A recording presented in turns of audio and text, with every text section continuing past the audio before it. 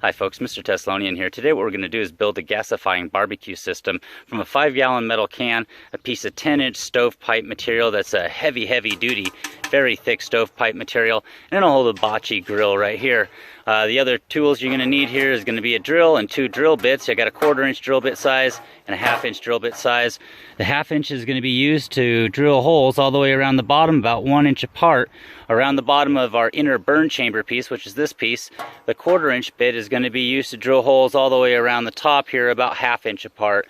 We might expand that a little bit to maybe 3/4 of an inch apart. Let me get a measurement on that. I'll show you what it looks like once I get it marked and start getting it drilled. The next piece is to set this down inside of our outer skin, or the 5-gallon can here. So I'm going to set it on top, make a mark, and cut a ring out, and then I'll show you what it looks like from there. Okay, so I've finished all the parts here. I just want to show you what I've come up with to make this work. On the inner burn chamber, as you can see here, I went 3/4 of an inch between each one of the holes. That's a 1/4-inch hole. That's your spacing and your drill hole size. Here I used the 1/2-inch drill bit hole, and I went 2 inches apart all the way around. And I used a grinder to clean up those holes so they'll slide inside of our outer case really well. And you can see here I've marked it. And you can see how dented down it is at the rim. That makes a nice seal. I cut the hole in there for our inner burn chamber to slide down into that. I've got some tabs up here at the top. You can see at the tip of my thumb right here, all the way around. And those will keep that burn chamber from sliding all the way down in and falling through. They'll hold that up on top, and I'll show you that here in just a moment.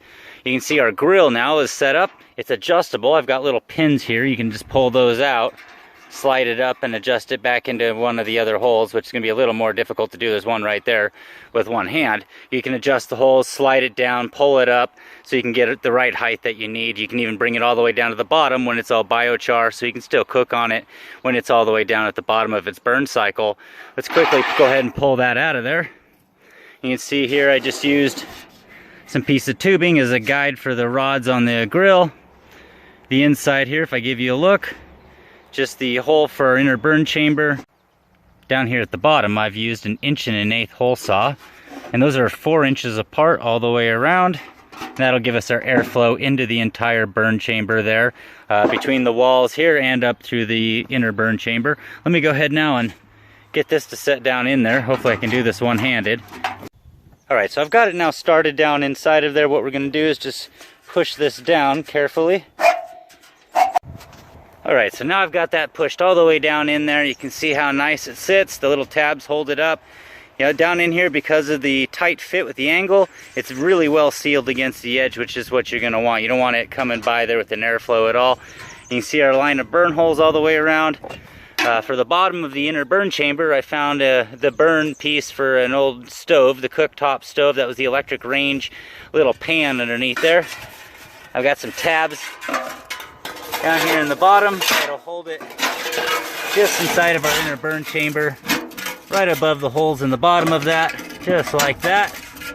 And there we go, folks. We now have a gasifying barbecue system. Let me go ahead and put the grill back on there.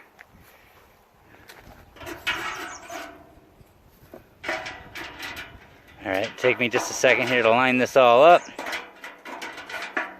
And the third one, one-handed there. We got it slid down on top of the pins, and now we have a gasifying barbecue cook stove designed for actually cooking a full-size meal. The size of our burn chamber provides quite a long burn period here. So what we're going to do now is head over to a friend of mine's house that I built this for. We're going to put some wood in there and try it out tonight. Alright, so after showing the building process of how to build this gasifying barbecue system, I've packed it full of wood. I've got some material in there we can light on fire, so I'm going to go ahead, use the lighter here, and let's start it up. Alright, looks like we got some flame. If everything goes right here, it should start pretty quickly. I'll give you an idea of just how long it burns and how well it works. Alright, so you can see it lighting. Go ahead and back away a little bit. When it's first lighting up here, you can tell it's producing a little bit of smoke, but once the system starts heating up, it'll produce no smoke whatsoever, turning that smoke into flame.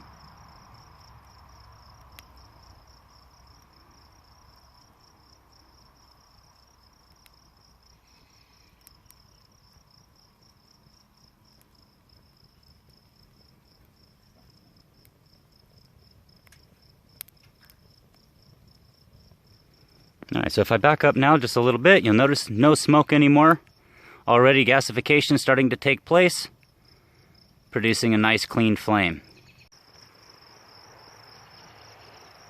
What's happening here is as the inner tube starts to heat up, the inner burn chamber, it's creating a draw between the two layers. So the air is being drawn in through the holes down here at the bottom due to the draft being created between the two layers. As it's being drawn in, it's being forced out through that outer ring there that you see, the upper ring, and that's creating the burn effect that we're seeing.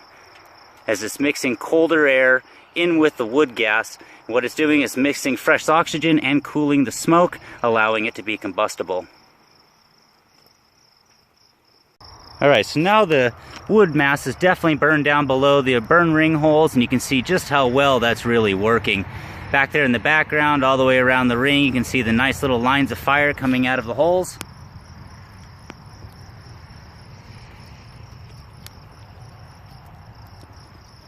And an intense amount of flame, very large flame coming out of there.